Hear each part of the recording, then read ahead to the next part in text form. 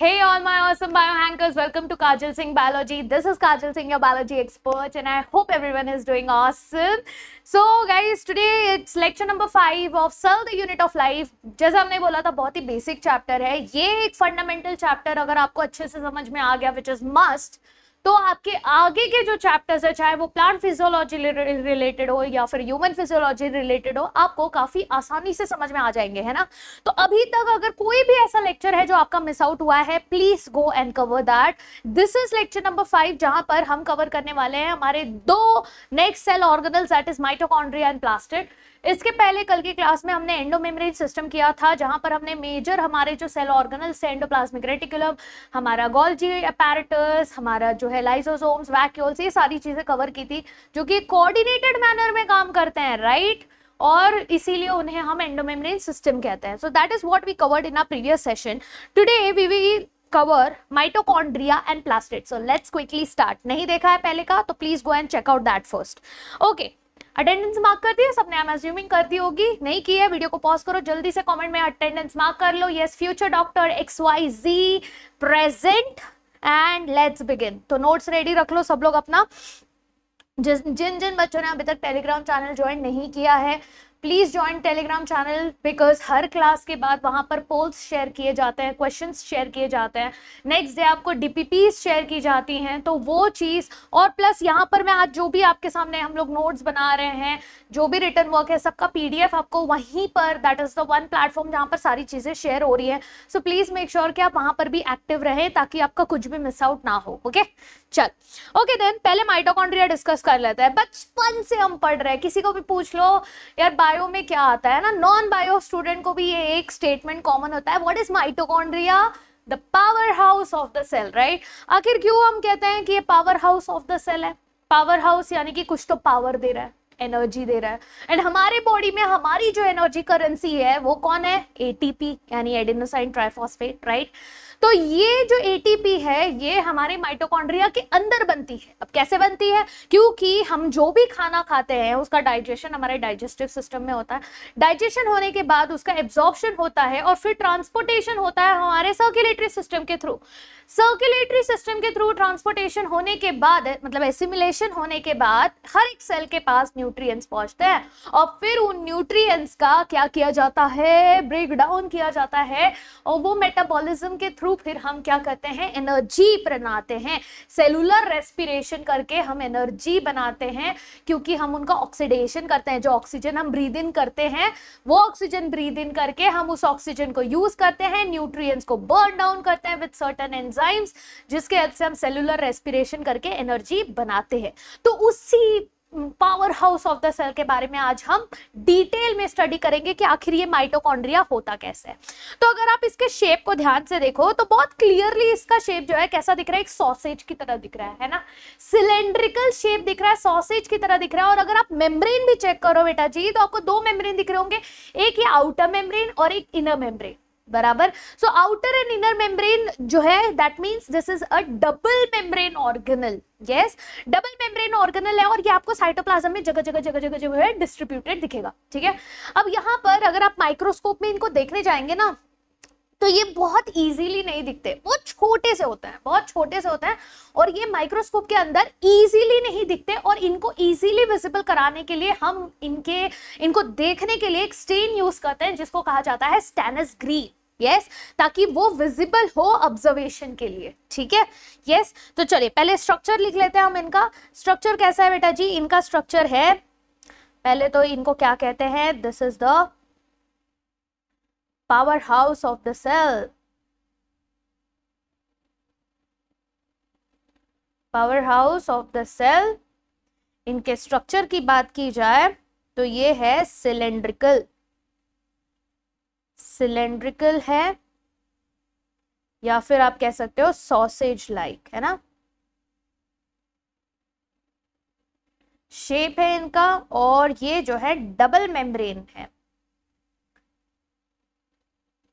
Double membrane organelle present है। ये जो है बहुत इजीली विजिबल नहीं होते, इसीलिए to make them visible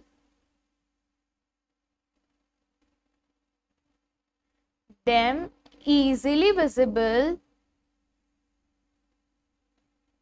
under microscope, हम क्या यूज करते हैं? स्टेन, और वो स्टेन का नाम क्या है? Janus green. जैनस ग्रीन, ये स्टेन का यूज होता है, ठीक है। ये जैनस ग्रीन स्टेन का यूज होता है। तो अगर आप इसका डायग्राम अगर ध्यान से देखें तो आपको यहाँ पर एक आउटर मेम्ब्रेन दिख रहा है, ठीक है। यहाँ पर इनर मेम्ब्रेन भी दिख रहा है जो कि फोल्डेड है। इनर मेम्ब्रेन कैसा है? फोल्डेड है। आउटर मेम्ब्रेन तो सॉसेज का शेप ले रहा है, सिलेंड्रिकल शेप ले रहा है, बट जो इनर मेम्ब्रेन है वो अंदर से कैसा है? फोल्डेड अपीयरेंस दिख रहा है, that is your inner membrane. इनके अंदर, यस, इनके अंदर क्या प्रेजेंट है? इसके अंदर यहाँ पर मैट्रिक्स प्रेजेंट है, ठीक है।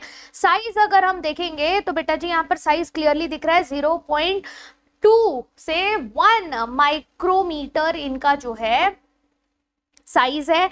एंड इनका लेंथ अगर देखने जाओगे तो लेंथ कितना दिख रहा है हमको? यहाँ पर 1 से लेकर 4.15 माइक्रोमीटर है ना, दिस इज द लेंथ। और इनका रेंज क्या है? 0.2 से 1 माइक्रोमीटर का इनका रेंज साइज है।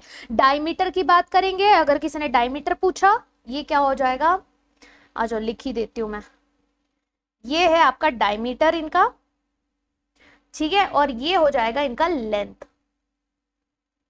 क्लियर? तो ये अब डायमीटर, ये लेंथ, ओके, डन। चलो, साइज हो गया, आउटर मेम्ब्रेन, इनर मेम्ब्रेन, ये सारी चीजें हमने डिस्कस कर ली। अब थोड़ा स्ट्रक्चर हम डिटेल में डिस्कस करते हैं, आखिर इनका स्ट्रक्चर दिखता कैसे है। तो हमने ये तो देख लिया, 2 मेम्ब्रेन है भाई, आउटर मेम्ब्रेन है, इनर मेम्ब्रेन है। आउटर मेम्ब्रेन देखेंगे तो बहुत स्मूथ है ना। आउटर मेम्ब्रेन, यहाँ पर ये डायग्राम आपको बस इजी आउट करने के लिए दिखाया है, बट अदरवाइज ये this is the exact diagram कि आउटर मेम्ब्रेन बहुत ही कैसा होता है? स्मूथ होता है, वेरएज इनर मेम्ब्रेन जो होता है, इनर मेम्ब्रेन फोल्डेड होता है। तो outer membrane continuous lining boundary है, पूरे माइटोकॉन्ड्रिया की बाउंड्री है, और जो इनर मेम्ब्रेन है उसको नंबर ऑफ इनफोल्डिंग्स में डाल दिया है, जिसको हम क्या कहते हैं? क्रिस्टे कहते हैं, या क्रिस्टा बोल लीजिए, ठीक है। Crista is singular form, plural में क्रिस्टे कहा जाता है इन्हें। और आउटर मेम्ब्रेन की बात करें तो केमिकली किससे बना है? अब ये दोनों भी जो है लिपिड और प्रोटीन से बना है। किस पे बना है? लिपिड प्रोटीन, दोनों, पर कंपोजिशन अलग अलग है। अगर हम आउटर मेम्ब्रेन की बात करें तो आउटर मेम्ब्रेन का कंपोजिशन क्या है? यस, आउटर मेम्ब्रेन का कंपोजिशन आ जाता है आपका 40-60 और इनर का आ जाता है 80-20, ठीक है। चलो लिख लेते हैं फटाक से। स्ट्रक्चर ऑफ माइटोकॉन्ड्रिया, तो भाई ये जो है डबल मेम्ब्रेन होते हैं। ये कैसे होते हैं? डबल मेम्ब्रेन होते हैं। अगर हम आउटर मेम्ब्रेन की बात करें तो आउटर मेम्ब्रेन कैसा होता है? आउटर मेम्ब्रेन होता है बहुत ही स्मूथ, यस, कंटिन्यूअस, स्मूथ होता है, कंटिन्यूअस लिमिटिंग बाउंड्री बनाता है आपके माइटोकॉन्ड्रिया का, बराबर, यस। वहीं पर इनके कंपोजिशन की बात करें तो ये बना है 40% लिपिड से और 60% प्रोटीन से बना हुआ है। कौन सा? आउटर वाला, ठीक है। 40% लिपिड एंड 60% प्रोटीन। अब वहीं पर अगर हम बात करते हैं हमारे इनर मेम्ब्रेन की, तो ये इनर मेम्ब्रेन कंटिन्यूअस तो बिल्कुल नहीं है। यस, हमारा जो इनर मेम्ब्रेन है दिस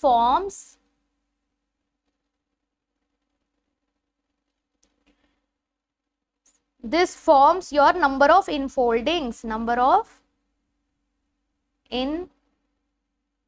infoldings, जिसको कहते हैं क्रिस्टे,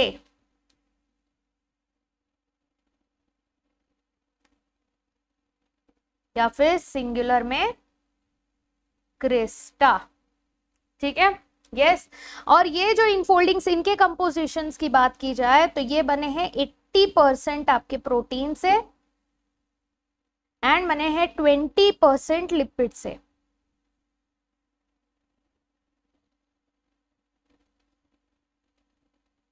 ठीक है, क्लियर, यस। अच्छा, कंपार्टमेंट की बात की जाए तो ये जो आप देख रहे हो यहां पर, यहां देखो ध्यान से, बहुत क्लियरली मेंशन्ड है कि ये आपका मेम्ब्रेन हो गया इनर मेम्ब्रेन, ठीक है। ये हो गया इनर मेम्ब्रेन ऊपर का, ठीक है, अंदर का जो कि क्रिस्टे में है। ये हो गया बाहर का आउटर मेम्ब्रेन, ठीक है। अब यहाँ पर देखना, ये दोनों मेम्ब्रेन के अंदर का जो स्पेस है, एग्जैक्टली इधर देखना, दोनों मेम्ब्रेन का जो स्पेस है उसको कहते हैं पेरीमाइटोकॉन्ड्रियल स्पेस। यस, और ये पेरीमाइटोकॉन्ड्रियल स्पेस किस तरह है, उनके बीच में। ठीक है, ये है आपका मैट्रिक्स, अंदर का मैट्रिक्स। ये मैट्रिक्स के अंदर और क्या क्या मिल रहा है, आरएनए मिल रहा है, ठीक है, सिंगुलर सर्कुलर डीएनए मिल रहा है हमें। यस, फिर यहाँ पर हमें ऑक्सीसोम्स भी देखने मिल रहे हैं। क्या देखने मिल रहा है, ऑक्सीसोम्स। क्रिस्टे के ऊपर ही यहाँ पर देख सकते हो आप, यस, क्रिस्टे के ऊपर ही F0 F1 पार्टिकल मिल रहा है, जिसके अंदर एंजाइम एटीपी सिंथेज भी लिखा हुआ है, प्लस इसके अंदर 70S राइबोसोम मिल रहा है। आप बोलोगे 70S क्यों, 80S होना चाहिए ना, यूकेरियोट्स है 80S होना चाहिए। नहीं बेटा, अगर आपने कल का क्लास अटेंड किया होगा, मैंने कल भी मेंशन किया था कि इनके अंदर 70S राइबोसोम मिलता है। ठीक है, यस, चलिए अब यहाँ पर अगर हम दो डिस्टिंक्ट, अगर इनका पूरा एक्वस फ्लूइड देखेंगे तो ये दो चेंबर्स में जो है डिवाइड हो रहा है, दो पार्ट्स में, दो डिस्टिंक्ट चेंबर्स में डिवाइड हो रहा है। पहला है आउटर कंपार्टमेंट जो कि है इंटरमेम्ब्रेन स्पेस। यस, दो माइटोकॉन्ड्रिया के बीच का स्पेस जो कि हमने यहाँ पर हाईलाइट किया था, पेरीमाइटोकॉन्ड्रियल स्पेस, राइट, दो मेम्ब्रेन्स के बीच का स्पेस। और दूसरा है अंदर का स्पेस, यानी इनर कंपार्टमेंट स्पेस, जिसको हम क्या कहते हैं, मैट्रिक्स कैसे है, जो कि आपके इनर मेम्ब्रेन क्रिस्टा के अंदर प्रेजेंट होता है। Clear everyone? यस, और ये क्रिस्टा के अंदर ही ढेर सारे एंजाइम्स होते हैं। आखिर इनको फोल्डिंग्स क्यों दी, अगर आपको याद होगा पिछले बहुत सारे सेशंस में ये कहीं ना कहीं टॉपिक आ रहा था कि जहां जहां हमें सरफेस एरिया बढ़ाना होता है वहां वहां हम फोल्डिंग्स ला देते हैं, right. So don't you think यहाँ पर भी इनके अंदर फोल्डिंग्स इसीलिए हैं ताकि सरफेस एरिया इंक्रीज हो जाए। अगर सरफेस एरिया इंक्रीज होके क्या फायदा होगा, सरफेस एरिया इंक्रीज होगा तो एंजाइम के लिए, एंजाइम को जगह देने के लिए, एंजाइम कंटेंट बढ़ाने के लिए सरफेस एरिया ज्यादा है, एंजाइम कंटेंट बढ़ जाएगा। क्यों, क्योंकि इनके अंदर सेलुलर रेस्पिरेशन होता है, उसके लिए लगते हैं बहुत सारे एंजाइम्स, वो सारे यहाँ पर जो है जमा हो जाते हैं, इंक्रीज करता है surface area for enzyme action. Clear, easy, ठीक है। चल और देखते हैं, मैट्रिक्स की बात करें तो मैट्रिक्स के अंदर क्या क्या प्रेजेंट था, मैट्रिक्स के अंदर प्रेजेंट था single circular double stranded DNA. ठीक है, मैट्रिक्स के अंदर क्या प्रेजेंट था, सिंगल था, सर्कुलर था, डबल स्ट्रैंडेड डीएनए था, और इनके पास जो जी ट्रिपल बॉन्ड सी कंटेंट है ना वो बहुत ज्यादा था, बहुत ज्यादा होता है। ठीक है, जी डबल सी आपका गुआनिन साइटोसिन का जो ट्रिपल बॉन्ड वाला कंटेंट होता है ये बहुत ज्यादा हाई होता है। ठीक है, यस, इनके पास आरएनए भी है, they also have few RNA molecules, इनके पास 70S राइबोसोम्स भी हैं।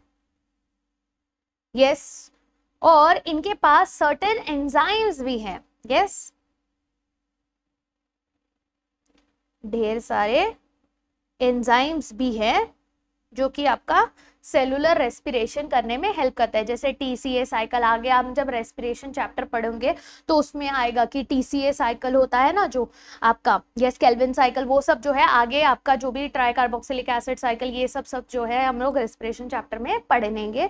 तो अभी फिलहाल जो नया नया पढ़ रहे हैं, जो लोग न्यू अभी स्टार्ट किए हैं, ओवरवेल मत हो जाना वो सुन के, वो आगे हम लोग डिटेल में पढ़ने वाले हैं। तो फिलहाल मैं यहाँ पर सिर्फ एंजाइम्स लिख रही हूँ। So you have understood that enzymes is required for your cellular respiration. ठीक है, क्लियर एवरीवन? चलो ये तो आपको क्लियर हो गया। अब इसके अंदर के स्ट्रक्चर जो है उसको और डिटेल में बात करते हैं कि इसके अंदर जो है कैसा स्ट्रक्चर है। तो यहाँ पर हमने जब इनर मेम्ब्रेन ड्रॉ किया था, ये सपोज इस तरीके का आपका इनर मेम्ब्रेन आ जाता है। ठीक है, ये एक हो गया और ये बाहर का मेम्ब्रेन बना लेते हैं। ठीक है, so this is your outer membrane,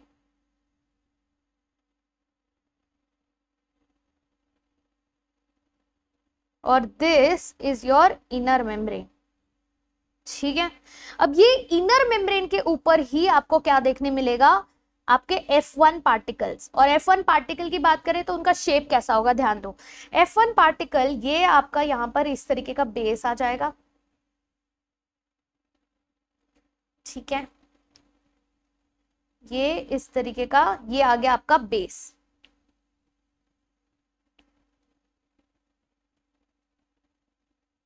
अरे ये ऐसा क्यों बन जा रहा है,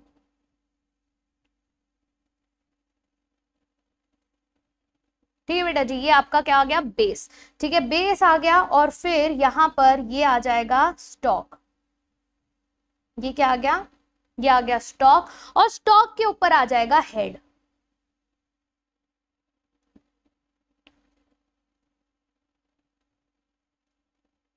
ठीक है, तो ये हो गया हेड, ये हो गया स्टॉक, और ये हो गया बेस। ये बन जाता है आपका क्या, this is nothing but your F0F1 particle. और ये F0F1 पार्टिकल कहां प्रेजेंट है, इनर मेम्ब्रेन पे। वही हम यहां पर ड्रॉ कर लेते हैं। तो इस तरीके से ये जो है प्रेजेंट होता है। ये देखो, base stock head, base stock head, base stock head, base stock head. इस तरीके से ये पूरा जो है आपके पूरे इनर मेम्ब्रेन पे ये प्रेजेंट होता है। This becomes your F0F1 particles. ठीक है, और ये है क्या, ये आपका इनर फोल्डिंग्स है। This is your cristae. ठीक है, दिस इज योर क्रिस्टे, और ये आपके F1 पार्टिकल इसके अंदर आ जाते हैं। अच्छा, इस साइड क्या, ये जो आपका मेम्ब्रेन है, उस मेम्ब्रेन के उस साइड क्या होगा, यस, उस साइड आपका साइटोसोल होगा पूरा सेल का, क्योंकि वो आउटर मेम्ब्रेन है। आउटर मेम्ब्रेन के उस साइड साइटोसोल आ गया। इस साइड क्या होगा, यहां पर क्या होगा, ये आपका मैट्रिक्स आ जाएगा, है ना। ये क्या आ जाएगा आपका मैट्रिक्स आ जाएगा। एंड ये दोनों के बीच में क्या होगा, what will come in between this, यानी दो मेम्ब्रेन्स के बीच में। तो दो मेम्ब्रेन्स के बीच में आ जाएगा आपका पेरी माइटोकॉन्ड्रियल स्पेस। ठीक है, पेरीमाइटोकॉन्ड्रियल स्पेस, ये आ गया, समझ में आया, यस। और यहीं पर आपके जो है एंजाइम्स एंड ऑल जो है प्रेजेंट होते हैं। तो एंजाइम्स और इलेक्ट्रॉन कैरियर्स। अब इलेक्ट्रॉन कैरियर्स क्यों चाहिए होगा, जब आप ईटीसी पढ़ने जाओगे, रेस्पिरेशन हम लोग जब डिटेल में पढ़ेंगे, वहां पर ईटीसी होगा, वहां पर यही इलेक्ट्रॉन कैरियर्स की जरूरत पड़ती है एंड में। ठीक है, एटीपी जनरेट करने के लिए, for formation of ATP. Clear, yes. ये सब कहां प्रेजेंट है, only in the inner membrane. तो आपके इनर मेम्ब्रेन में क्या क्या प्रेजेंट है, यहां पर चलो हाईलाइट करके लिख लेते हैं। आपके enzymes and electron carriers are present in only in inner membrane। ठीक है, सिर्फ और सिर्फ कहां प्रेजेंट है बेटा जी, सिर्फ और सिर्फ इनर मेम्ब्रेन में प्रेजेंट है और कहीं नहीं। ठीक है, तो क्रिस्टा क्या हो गया, इनर साइड में प्रेजेंट है, इनर मेम्ब्रेन में। उसके ऊपर क्या है, F0F1 पार्टिकल प्रेजेंट है, जिसको हम और क्या कहते हैं, इनको हम एलिमेंट्री पार्टिकल्स भी कहते हैं। इनको क्या कहते हैं, एलिमेंट्री पार्टिकल्स भी कहते हैं, या particles of Fernandez and Moran भी कहते हैं। साइंटिस्ट के इस पे नाम दिया था, फर्नांडिस एंड मोरेन भी कहा जाता है। और particles of Fernandez and Moran भी इन्हें कहा जाता है, या फिर इन्हें हम ऑक्सीजोम्स भी कहते हैं। ठीक है, इन्हें हम क्या कहते हैं, ऑक्सीजोम्स भी कहते हैं। ठीक है, ऑक्सीजोसोम्स लिख दिया मैंने, सॉरी, ऑक्सीजोम्स भी कहते हैं।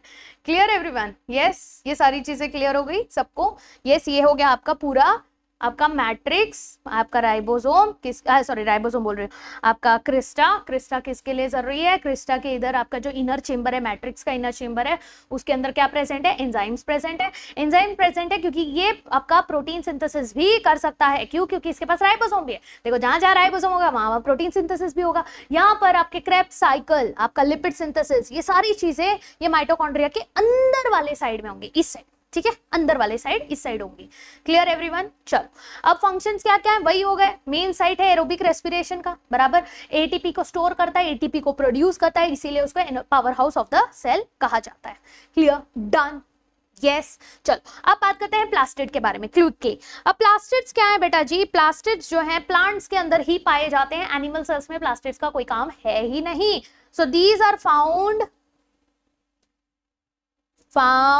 in all plant cells and in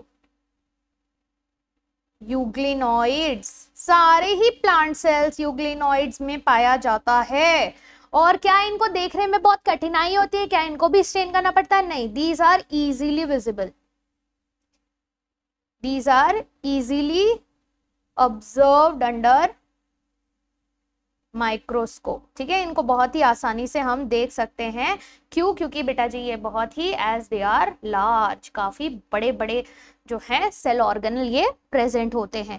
अब इनके टाइप्स भी होते हैं। ठीक है, प्लाज्मिड के देखे जाएं तो बहुत सारे टाइप्स होते हैं, डिपेंडिंग कि उनका कलर कैसा है, डिपेंडिंग उनका साइज कैसा है। ठीक है, तो उनके कलर है मतलब उनके पिगमेंट्स के हिसाब से, उनके अंदर बहुत सारे पिगमेंट्स होते हैं, तो पिगमेंट्स के हिसाब से और कलर के हिसाब से, ऑब्वियसली पिगमेंट प्रेजेंट होगा तो उसका कलर होगा, तो वो कलर पिगमेंट्स के हिसाब से इनके पास अलग अलग टाइप्स हैं। कितने हैं? 3 मेन टाइप है। एक जिनके पास कलर है ही नहीं, ठीक है, एक जिनके पास कलर्स है, और एक जिनका ग्रीन कलर है। ठीक है, ऐसे 3 टाइप्स आ जाते हैं हमारे।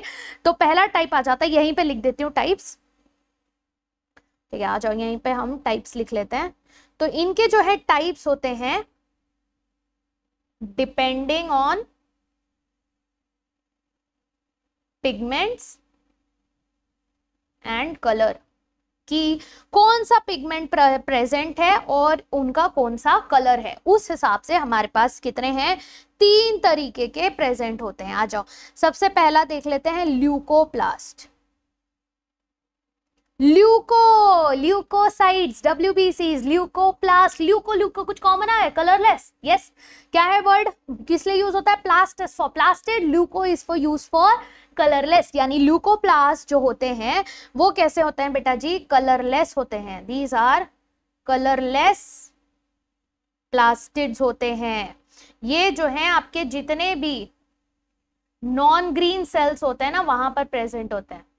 ठीक है, जितने भी आपके प्लांट्स के नॉन ग्रीन सेल्स जो होते हैं वहां पर ये ल्यूकोप्लास्ट प्रेजेंट होते हैं। अब आप बोलोगे इसका फिर काम क्या है? जब ये प्लास्टिड है, और हमने तो पढ़ा था प्लास्टिड में कलर होता है, तो ये ल्यूकोप्लास्ट है, इनमें कलर ही नहीं है, तो इनका काम क्या है? इनका काम होगा न्यूट्रिएंट्स को स्टोर करना। ठीक है, सो इनका काम क्या है बेटा जी? They store nutrients. ठीक है, और इनके पास ग्रैनम एब्सेंट होता है।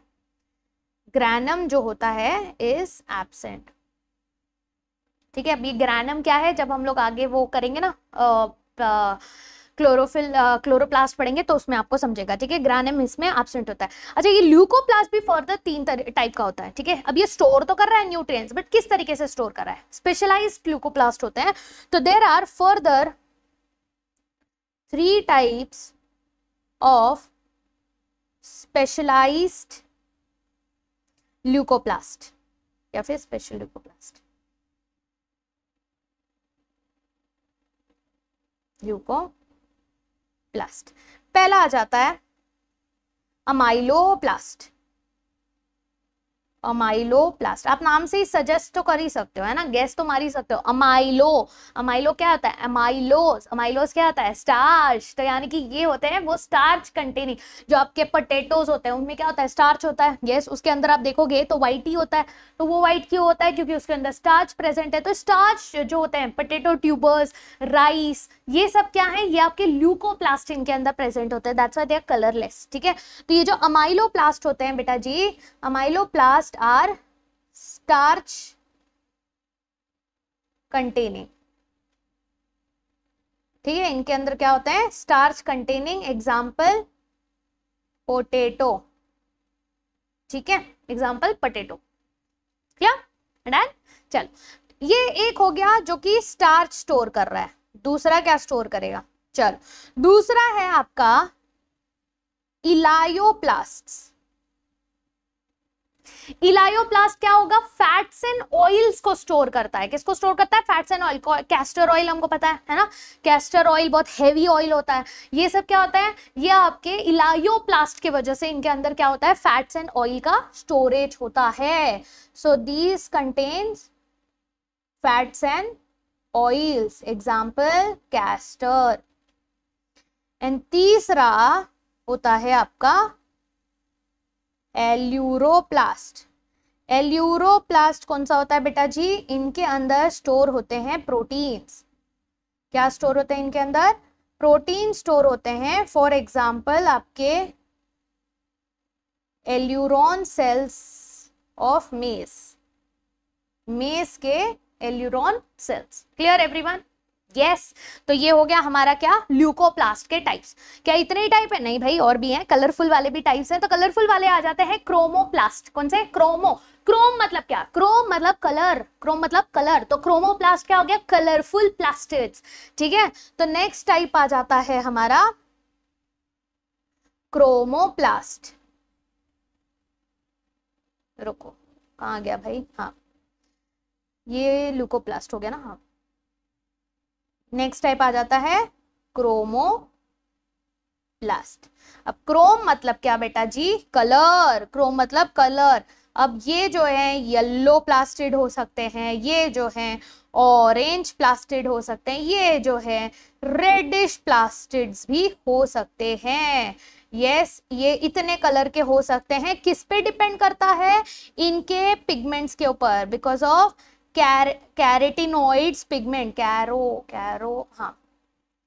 कैरोटिनॉइड्स पिगमेंट्स के वजह से ये जो है इस तरीके के अलग अलग कलर के हो सकता है। कैरेटिनॉइड पिगमेंट्स की वजह से इनके इतने अलग अलग वैरायटी के कलर्स हो सकते हैं, येलो, ऑरेंज, रेडिश, ये सब अलग अलग कलर्स हो सकते हैं प्रेजेंस ऑफ कैरेटिनॉइड पिगमेंट्स। ठीक है, अब ये जो है या अब ये बनते कैसे हैं, बनते ल्यूकोप्लास्ट या आपके क्लोरोप्लास्ट से ही बनते हैं ये। ठीक है, इनके कलर चेंज हो सकते हैं, जैसे कि जब आपका कोई भी, अब देखो आम का सीजन है, अब बहुत सारे लोगों के घर में जो है कच्चे कच्चे आम आए होंगे, ठीक है, ढेर सारे, है ना, एकदम गड्डी भर भर के, और फिर उसको आप लोग थोड़े टाइम के लिए बंद करके रखते हो। क्यों बंद करके रखते हो, बोलते हो अरे पक जाने दे। कैसे पता आपको पक जाएगा, कैसे पता, कैसे देखते हैं, जब वो ग्रीन ग्रीन कलर मस्त येलो येलो हो जाता है तो हमको पता चल जाता है अरे यार ये तो पक गया, है ना। सिमिलरली जब आप कच्चे कच्चे टमाटर लेके आते हो और वो कच्चे कच्चे टमाटर हरे हरे टमाटर से मस्त लाल लाल टमाटर हो जाते हैं, तो हमको पता चल जाता है कि पक गया। अब ये पक गया कैसे हुआ, क्या हुआ इसके अंदर कि पक गया, तो ये जो क्लोरोप्लास्ट जो थे ना बेटा जी, क्लोरोप्लास्ट ग्रीन कलर के थे, कच्चे फल में थे, क्लोरोप्लास्ट का ट्रांसफॉर्मेशन हो गया क्रोमोप्लास्ट में, क्लोरोप्लास्ट का ट्रांसफॉर्मेशन हो गया क्रोमोप्लास्ट में, हरा हरा कच्चा कच्चा लाल लाल टमाटर हो गया, पक गया, क्योंकि उसके अंदर क्रोमोप्लास्ट का कॉन्सेंट्रेशन बढ़ गया। ठीक है, और जैसे आपके कैरेट्स का भी एग्जांपल ले लो, कैरेट्स जो है हमारे ऑरेंजिश रेडिश कलर दिखते हैं, क्यों, ये कैरेट्स का ऑरेंज कलर किसके वजह से आता है, इन्हीं क्रोमोप्लास्ट के वजह से आता है। ठीक है, तो आपके जो भी कलरफुल जो आपके वेजिटेबल्स हैं, फ्रूट्स हैं, यस, जिनके कलर इस तरीके से होते हैं वो इन्हीं क्रोमोप्लास्ट के वजह से होते हैं। Clear everyone, yes. तो ये हो गया आपका क्रोमोप्लास्ट। ठीक है, एंड नेक्स्ट आ जाते हैं हमारे क्लोरोप्लास्ट पे, क्लोरोप्लास्ट। अब क्लोरोप्लास्ट क्या है बेटा जी, यस, क्लोरोप्लास्ट क्या है, क्लोरोप्लास्ट हैं आपके ग्रीनिश प्लास्टिड्स, ये हैं आपके ग्रीनिश प्लास्टिड्स। और ये ग्रीन क्यों है, क्योंकि इनके अंदर क्या प्रेजेंट होता है, यस, इनके अंदर प्रेजेंट होता है क्लोरोफिल। और ये क्लोरोफिल क्या होता है, ये क्लोरोफिल होता है photosynthetic pigment. Yes, this chlorophyll is nothing but photosynthetic pigment होता है ये क्लोरोफिल। ठीक है, क्या सिर्फ क्लोरोफिल प्रेजेंट होता है, नहीं, क्लोरोफिल के साथ साथ कैरेटिनॉइड्स भी होते हैं। ठीक है, कैरेटिनॉइड्स भी इनके साथ प्रेजेंट होते हैं, इसलिए ग्रीन का भी अलग अलग वेरिएशंस है ना, सारे शेड्स ऑफ ग्रीन इसमें आ जाते हैं। अब ये फोटोसिंथेसिस मतलब क्या, फोटोसिंथेसिस क्या है, प्लांट्स के खाना बनाने का तरीका, बराबर, क्योंकि यही इसी से सिंथेसिस होता है। तो they synthesize food, they help in synthesis of food, खाने का सिंथेसिस करने में ये जो है क्या करते हैं, हेल्प करते हैं। ठीक है, यस। जितने भी क्लोरोप्लास्ट आप देखोगे सारे के सारे जो ग्रीन प्लांट्स में जो भी ग्रीन पार्ट्स होते हैं जितने भी होते हैं, ये आपके जो है मीजोफिल्स जो सेल्स होते हैं। जब आप लोग एनाटॉमी पढ़ोगे तब समझेगा मीजोफिल सेल्स क्या है। प्लांट्स का जब आप लीफ का स्ट्रक्चर पढ़ोगे तो उसमें आपको दिखेगा मीजोफिल सेल्स। ये जो मीजोफिल सेल्स होते हैं, इसी मीजोफिल सेल्स के अंदर जो है ये क्लोरोप्लास्ट प्रेजेंट होते हैं, जो लीफ को जो है किचन बना देते हैं हमारे प्लांट्स का, और वहीं पर इनका खाना बनता है, और उस प्रोसेस को हम कहते हैं फोटोसिंथेसिस। तो ये कहां प्रेजेंट होता है? Yes, these are found in mesophyll cells of the leaves. ठीक है, जहां पर इनका क्या होता है, फोटोसिंथेसिस होता है। आज और शेप पढ़ते हैं, ये देखो यही है हमारा क्लोरोप्लास्ट, इस तरीके का दिखता है। ठीक है, इनका अगर हम देखें साइज कैसा होता है, वेरिएबल होता है। ठीक है, इनका साइज वेरिएबल होता है। इनका अगर आप थिकनेस की बात करो बेटा जी, तो इनका थिकनेस भी कैसा होता है, थिकनेस भी वेरिएबल होता है। इनका अलग अलग साइज का क्लोरोप्लास्ट आपको देखने मिल सकता है। ठीक है, तो यहां पर आ जाते हैं, एक सेकेंड, क्या कर दिया मैंने, हाँ, अरे लिख क्यों नहीं रहा है मेरा पेन, क्या हो गया? हाँ, ओके, हो गया बेटा, yes.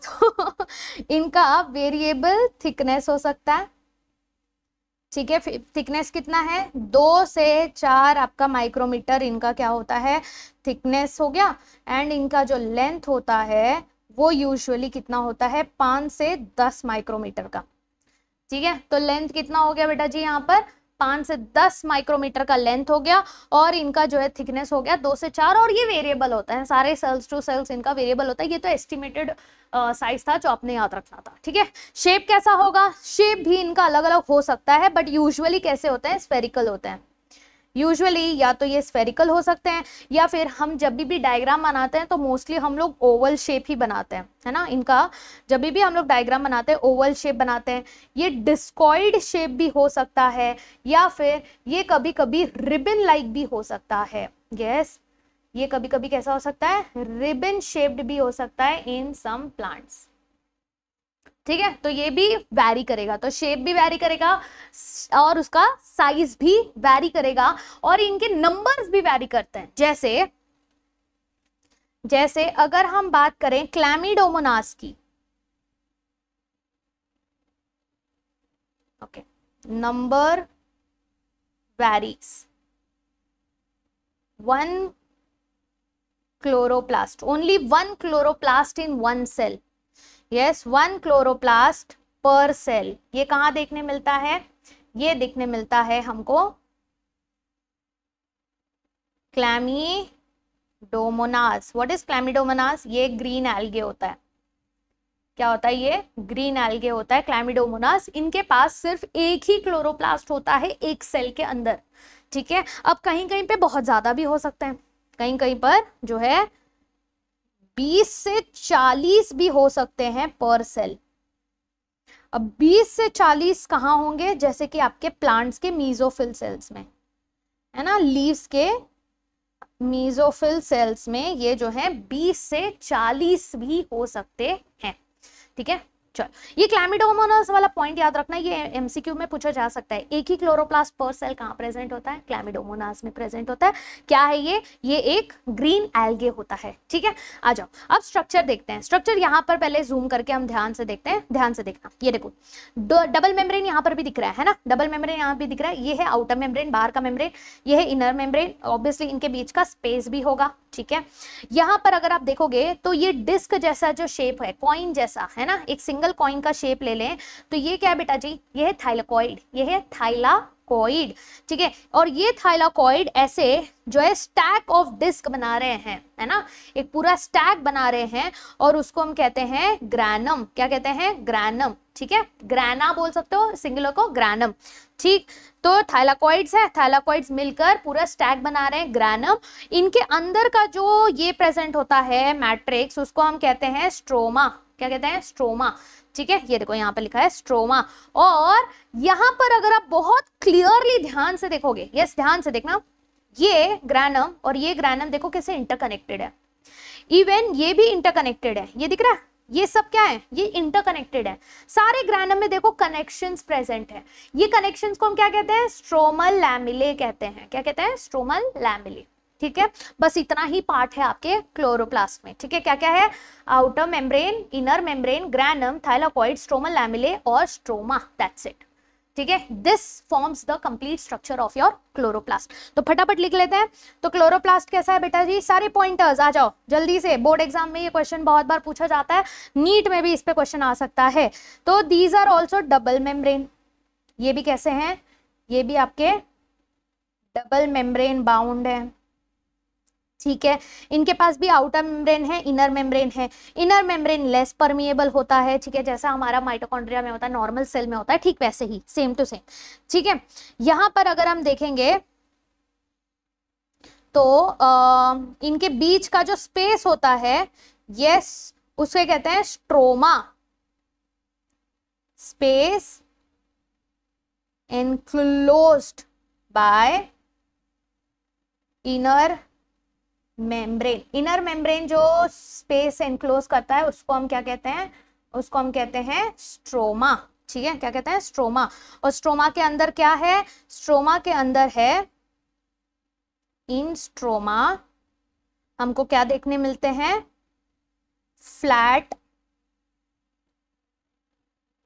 Membranes sac, flat membranous sacs देखने मिलते हैं, जिनको हम क्या कहते हैं, जिनको हम कहते हैं थाइलाकॉइड, जिनको हम थाइलाकॉइड कहते हैं। ठीक है, और ये थाइलाकॉइड्स जो हैं अरेंज होते हैं in stack, these thylakoids arranged in stacks, जैसे पाइल्स ऑफ कॉइन, उसको हम क्या कहते हैं, उसको हम कहते हैं ग्रैना। ठीक है, सिंगुलर ग्रैनम। ठीक है, यस, इसको हम इंटर ग्रैनल थाइलाकॉइड भी कह सकते हो। क्या कह सकते हो, इंटर ग्रैनल थाइलाकॉइड भी आप कह सकते हो। ठीक है, ग्रैना कोई, बट वो टर्म बहुत ज्यादा यूज नहीं होता, यूजुअली ग्रैना ही यूज होता है, उतना ही याद रखो, ज्यादा सिर मत फोड़ो अपना ये सब याद करने में। ठीक है, यस, चलो अब ये जो है कनेक्टेड होते हैं। ठीक है, thylakoid of different grana are interconnected. और ये किससे इंटरकनेक्टेड होते हैं बेटा जी, yes, by flat membranous tubule, flat membranous tubule. और उस मेम्ब्रेनस ट्यूब्यूल को हम क्या कहते हैं, we call them as stroma lamellae, stroma lamellae. ठीक है, और जो स्पेस होता है,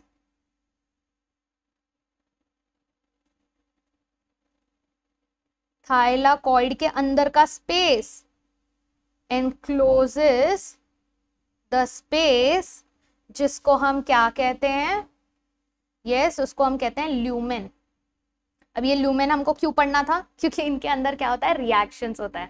ठीक है, इनके अंदर हमारे रिएक्शंस होते हैं। जो अगर स्ट्रोमा की बात करें, क्लोरोप्लास्ट के स्ट्रोमा की, तो स्ट्रोमा के अंदर होते हैं बहुत सारे एंजाइम्स, और ये एंजाइम्स हमको कार्बोहाइड्रेट्स, ये सब जो भी आपके न्यूट्रिएंट्स फोटोसिंथेसिस करके जो प्रोड्यूस करना है, कार्बोहाइड्रेट करना है, प्रोटीन्स करना है, ये सब इधर ही बनते हैं।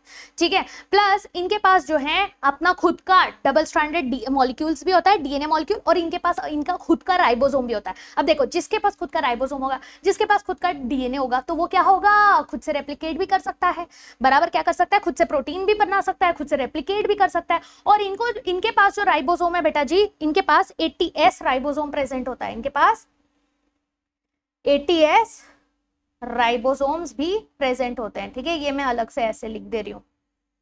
ओके, इनके पास ATS राइबोसोम भी प्रेजेंट होता है। तो इनका फंक्शन क्या है, सिंपल है, फोटोसिंथेसिस करना है।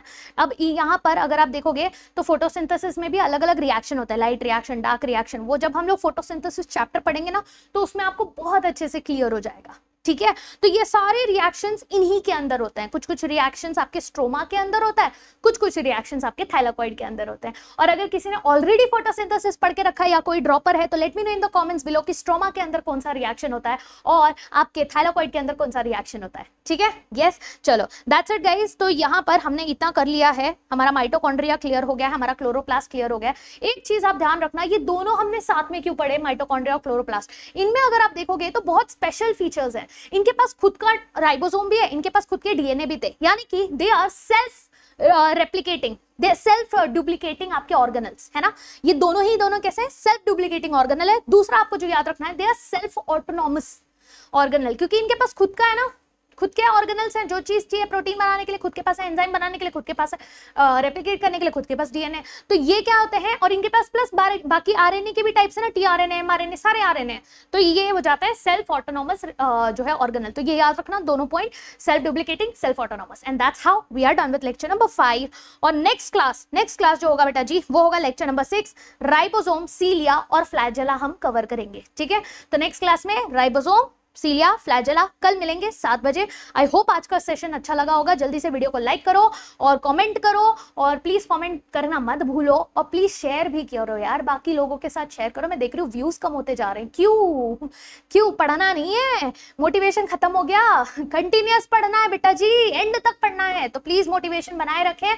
और मिलते हैं हम नेक्स्ट क्लास में। Till then tata, bye bye, take care everyone, see you in next class tomorrow. और थोड़ी ही टाइम में पोल्स मिल जाएंगे आपको टेलीग्राम चैनल पे, सारे पोल्स सॉल्व करो, और अगर कोई डाउट है तो get back to me on Telegram channel. ठीक है, चलो, I hope you enjoyed it. Please leave your comment below, please let me know how you found the session, मजा आया कि नहीं बताया करो यार, that's how we will interact, right. So see you guys in next class, take care.